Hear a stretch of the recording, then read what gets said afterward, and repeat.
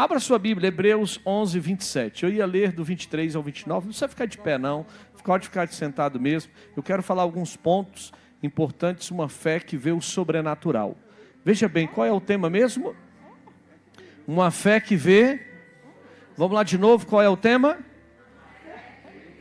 Sobrenatural. Hebreus 11, 27, vai dizer assim, Hebreus 11, 27.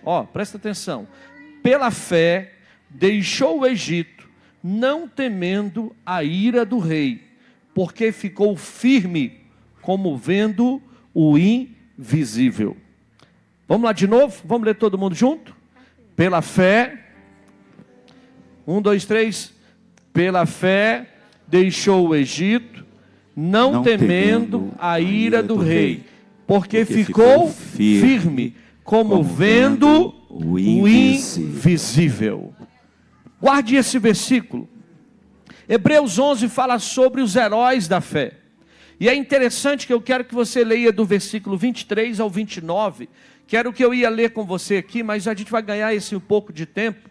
E eu quero que você vai verificar também e observar o que Moisés é capaz de fazer, mostrando essa situação de fé. A gente falar de fé, irmão, falar de fé é fácil falar. Falar de fé é fácil. Você falar que Deus pode abrir porta, que Deus é capaz de curar, que Deus é capaz de realizar algo, que Deus é capaz de fazer algo na sua vida, é fácil falar. Agora, o difícil é quando você enfrenta os problemas e você está no lugar daquele que está precisando vivenciar o milagre. Aí você olha e você observa que você não tem aquela fé que você achava que tinha. Então, querido, eu quero que você já entenda, esse povo que está falando aí de Moisés, por que está falando de Moisés e está falando de fé? O povo que estava no Egito já fazia alguns anos, e eles eram governados por um rei chamado Faraó. Êxodo capítulo 1, verso 8, vai falar sobre isso. Tinha um faraó sobre eles, não era um governador, não era alguém que tinha democracia, era um imperador que estava ali determinando ordem sobre a vida daquele povo. Agora o interessante, esse novo faraó desprezava a população judia crescente, e assim tornou algumas medidas, ele vai e toma algumas medidas, para que esse povo pare de crescer e controle ele. Você viu aqui que as minhas duas irmãs falaram sobre a questão de lutas e adversidades que a gente enfrenta. Uma das coisas que o povo não entende, é que chegou uma família de 70 pessoas no Egito. Vou repetir para você, quantas pessoas chegou no Egito? Sabe quantos saíram? Vou repetir de novo. Quantos chegaram? Quantos saíram? 3 milhões. Vou repetir. Quantos chegaram? Quantos saíram? Isso demonstra que aquela família judia cresceu ou não? O que isso quer dizer? As pessoas vão querer paralisar o seu crescimento. Muitas vezes a gente pode chegar pequeno, mas o que importa é o que Deus vai fazer na tua vida. E você precisa entender que quando o faraó observou que aquela população estava crescendo, o que ele falou? Eu preciso parar esse povo.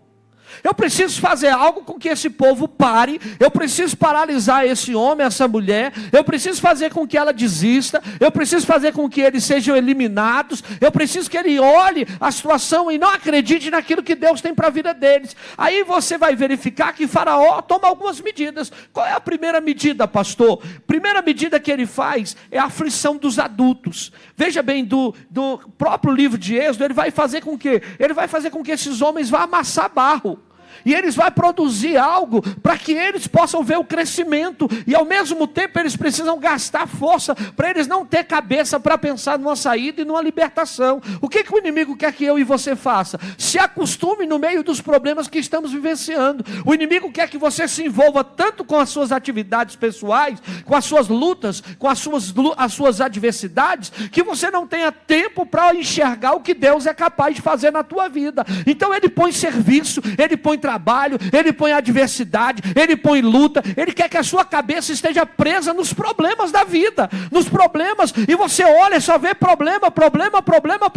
Deixa eu lhe falar uma coisa, estão comigo aqui, estão prestando atenção? Amém. Estão comigo aqui, diga aleluia. Por que isso, pastor? Eu preciso ser rápido aqui para você entender a mensagem. Deixa eu lhe falar uma coisa. Esse homem, chamado Faraó, ele vai ter uma estratégia. Ele está fazendo um papel de diabo aqui. Para fazer o quê? Para que esse homem de Deus, esse povo judeu, se distraia. E se tem uma coisa que está acontecendo no nosso meio evangélico hoje, é que isso está roubando de nós a visão daquilo que Deus tem para a nossa vida, nos escravizando. E você muitas vezes não está percebendo que você não tem a capacidade e a visão total, porque você está se envolvendo tanto com os problemas, tanto com os problemas, que você não está tendo tempo nem para você, nem para enxergar o que Deus tem para fazer na tua vida. Então o inimigo, ele chegou com a primeira estratégia. Isso está do capítulo 1, verso 8 ao 14. Ali o inimigo, ele faz com que aqueles homens se envolvam.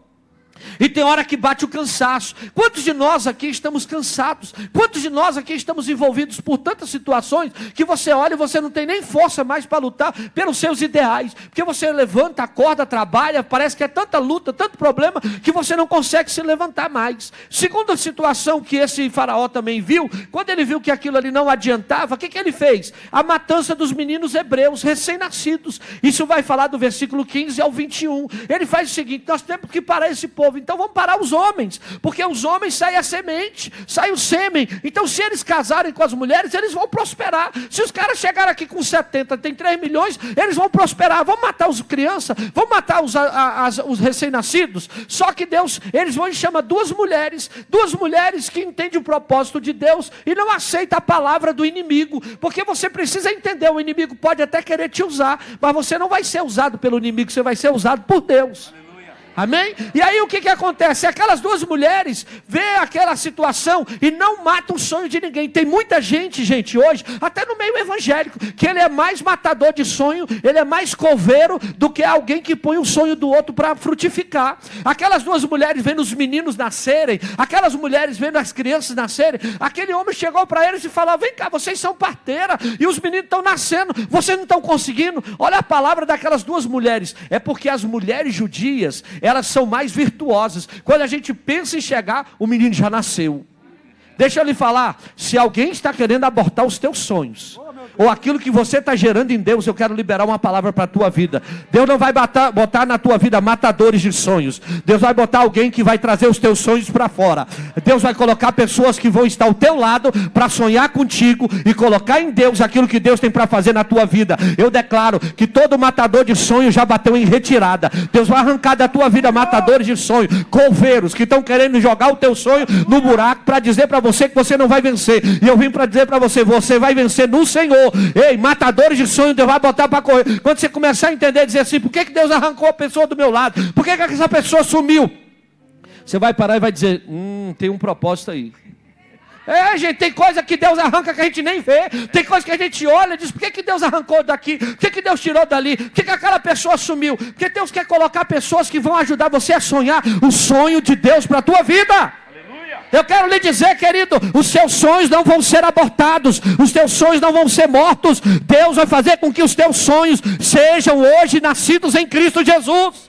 Então entenda isso. Aí ele não sossega, ele não consegue fazer isso. E aí ao mesmo tempo ele faz a terceira medida. Lá no verso de número 22 vai dizer que ele manda dizer o seguinte: pega os meninos que são homens e joguem no rio. Manda matar os meninos afogados. Tu já imaginou isso? Será que esse cara era do cão? Eu acho que ele era o próprio cão. Faraó tenta fazer de tudo para te paralisar. E o que o senhor quer dizer com isso, pastor? As dificuldades não apagam as promessas de Deus. Guarde isso, anote isso, ó. Dificuldade na minha vida não apaga as promessas de Deus na minha história. Lutas na minha vida não apagam o que Deus tem para fazer. A luta chegou, lembra, eu ainda tenho promessa. Problema chegou, eu ainda tenho promessa. As pessoas passaram por terríveis problemas, mas Deus prometera: enviarei um libertador. As pessoas estavam enfrentando uma luta, mas Deus tinha uma palavra já preparada: enviarei um libertador. Deixa eu lhe falar uma coisa, eu quero ser voz profética na tua vida essa noite, noite de quarta profética. Eu quero dizer, Deus está levantando um libertador na tua vida, um libertador chamado Jesus. Ele já está entrando com a provisão e com a resposta que você precisa. Tem áreas da sua vida que você não tem noção. Olha o que a amada falou aqui, ela foi lá no Tribunal de Justiça resolver uma situação. Chega lá, alguém fala, o pai dela fala uma coisa, ela diz: pai, vamos lá. Não foi nem com o propósito, vamos lá. Tem coisa que você nem está sabendo, de repente Deus vai chegar na tua vida. Tem gente que vai estar de pé, já preparando a sua resposta, já tem milagre, já está pronto. E no meio da tua situação que você está vivenciando, Deus está dizendo: Deus já está levantando libertadores, Deus já está levantando apoiadores, que vão te dar força para você continuar querendo e vivenciando o que Deus tem para a tua vida. Então você precisa acreditar. E o que mais me chama a atenção na vida de Moisés é que ele não estava no princípio da história do povo de Deus, mas faz relatos importantes sobre como ele escreveu, até o próprio livro de Gênesis. E aí é quando eu aprendo, irmão, e eu aqui vou caminhar para o fim, para você entender que a saída do Egito foi algo tão maravilhoso, que ao mesmo tempo muito trabalhoso para Moisés. Porém tem coisas na nossa vida que Deus vai fazer. E eu quero que você abra aí comigo a sua Bíblia, vamos lá, Êxodo capítulo de número 2. Eu quero que você abra comigo, para que a gente possa vivenciar aquilo que Deus tem para falar conosco aqui esta noite. Então olha só, Moisés nasceu em um tempo difícil para as suas gerações. O cara já nasceu sobre ameaça. O cara já nasceu sobre ameaça. E ameaça de quê? De morte. Você já reparou que ele nasce com ameaça de morte? Você já reparou que na nossa vida é o tempo todo ameaça, ameaça, ameaça, ameaça? Você já reparou que a gente vive sobre constantes lutas e adversidades? Agora eu te pergunto, por quanto tempo que a mãe dele conseguiu esconder ele? A mãe e o pai? Oi? Crente? Chegou aqui os crentes? Vamos lá, Êxodo capítulo de número 2. Vamos lá? Êxodo capítulo de número 2. Êxodo capítulo, não vou te dar cola não, mas está em Êxodo capítulo 2. Tá bom? Por quanto? 3 meses, a mãe conseguiu esconder. Gente, eu não estou falando de um bebê que tem 1 ano. Quem tem filho pequeno sabe que quando o menino está com fome, ou sente dor, ele não sabe falar, ele sabe gritar. É assim ou não é? Agora imagine esconder um recém-nascido de 3 meses, 1 mês, 2 meses, sendo que já tinha sentença. Agora olha só, pare comigo e analise. Ela conseguiu segurar por 3, depois de 3 meses, ela entendeu que aquilo que ela tinha um sonho, e aquilo que ela gerou, ela não tinha como guardar mais. Aí ela faz, a Bíblia vai dizer que ela faz um cestinho de junco, e põe o menino aonde? Na beira. Abra aí para mim, olha lá. Não podendo, porém, mais escondê-lo, tomou uma arca de juncos, e o revestiu com barro e betume, e pondo ele e o menino, pôs aonde? Junto à margem. Aquela historinha, tem coisas que a gente vai ter que consertar, tá bom?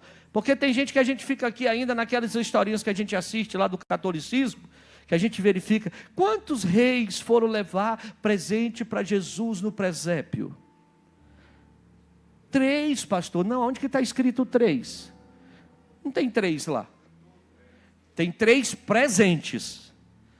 Agora, os mágicos e os príncipes que foram, não está dizendo o número, mas a gente pega muita coisa da criatividade dos desenhos e dos filmes, e a gente traz, ali não está dizendo que botou o menino no rio, botou o menino aonde? Na margem do rio, não botou o menino no rio, eu já falei isso antes, tá? Mas botou o menino aonde? Na margem do rio. Agora, vamos comigo, verso de número 4, acompanhe que aqui eu encerro. E a sua irmã prostrou-se de longe, para saber o que lhe havia de acontecer. Aonde a mãe tinha botado o menino? Por que ela botou na margem? Diga comigo assim: tem coisas, tem sonhos, que eu não consigo manter mais nas minhas mãos. Eu preciso confiar na mão de Deus, no que Ele vai fazer na minha vida. O homem pode querer matar, mas na mão de Deus tem vitória para mim. Aleluia. Então o que ela faz? A mãe pega o junco, pega ali aquele cestinho. Por isso que quando o menino nasce, a gente não compra um Moisés. Oi? Não compra o Moisés? Então aí está o Moisés. Por que o nome é Moisés? Fez um cestinho de junco e botou Moisés lá dentro e botou o menino no rio. Foi isso? Não, na margem. Ei, igreja, você vai aprender. Aonde que botou o menino? Na margem. Agora olha só. Não podendo, porém, mais, verso 4, por favor. Escute isso, ó. Escute isso. A sua irmã foi lá, tal, viu que havia de acontecer. Verso 5. E a filha desceu a lavar-se no rio. E as suas donzelas, presta atenção nesse detalhe. Presta atenção nesse detalhe e anota. E as suas donzelas passeavam pela do rio. Agora olha só, acompanhe comigo. As donzelas que achou o cesto. Leia lá.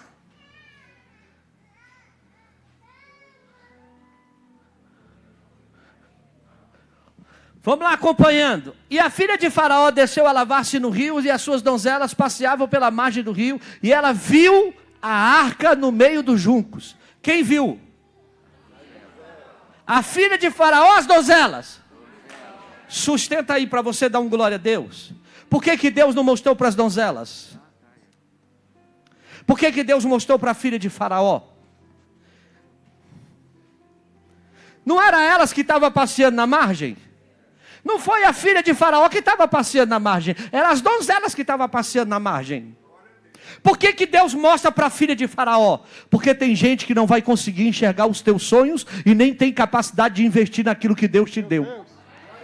Tem gente que vai passar em cima daquilo que Deus te deu e ele não vai conseguir ver o que Deus tem feito na tua vida. Então as donzelas podem até passar, mas como não tem capacidade de investir naquilo que Deus te deu, elas passam. Tem gente que passa na tua vida e não consegue enxergar o que Deus tem com você. Agora tem gente que Deus está levantando hoje.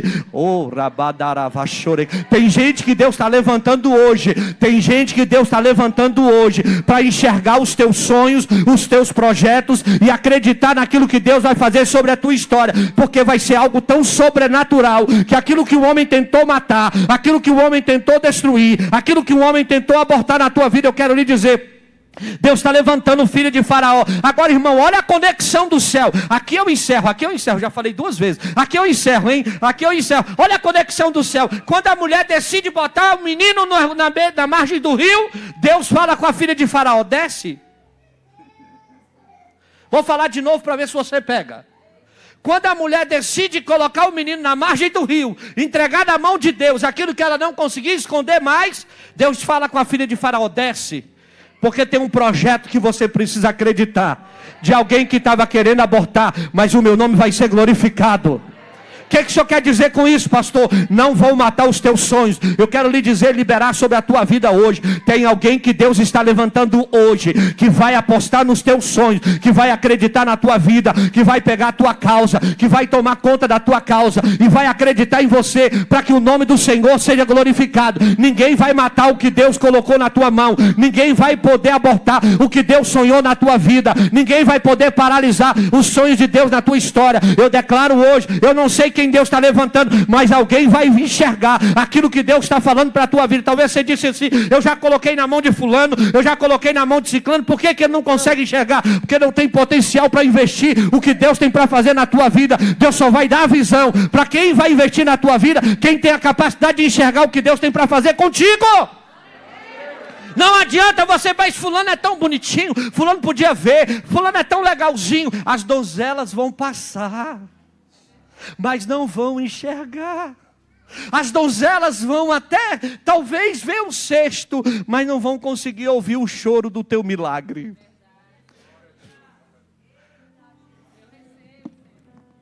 Pastor, eu não estou entendendo por que está demorando. Entrega hoje na mão do Senhor.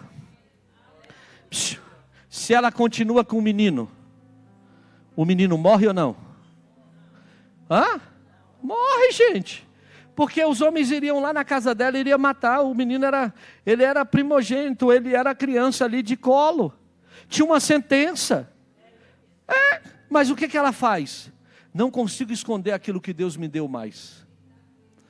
Eu preciso colocar na mão daquele que tem resposta para mim. Ou eu perco o medo hoje e acredito, ou eu acredito que Ele vai ter resposta para a minha vida. Eu tenho resposta de Deus hoje. Meu Deus. Talvez alguém vai dizer assim: a irmã contou o testemunho aqui porque o pai dela é amigo dele. Ele poderia dizer: não, eu não vou fazer isso. Ou Deus poderia colocar no coração dele: não, não é tempo ainda, ela chegou agora.